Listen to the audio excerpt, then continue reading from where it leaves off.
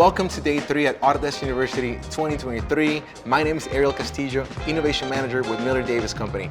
Today, we're wrapping things up. There's so much to cover. We're gonna go through a couple workshops, the AU Theater, the Community Zone, and of course, the AU Party. You don't wanna miss this. Check it out.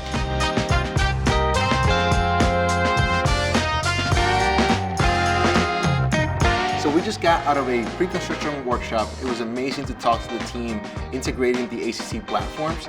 Now it's time to take it to the AU Theater. Let's go.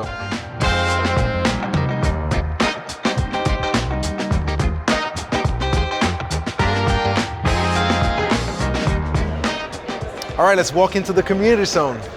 So the Idea Exchange is a way that you can influence how products and services are provided. Hello, nice meeting you. And yes, I am a customer. Hey, Duke. How are you?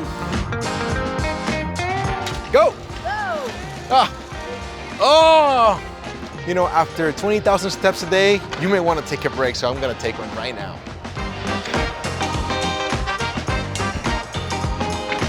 You can tell some of them are made by like really cool architects, and then other ones are made by engineers.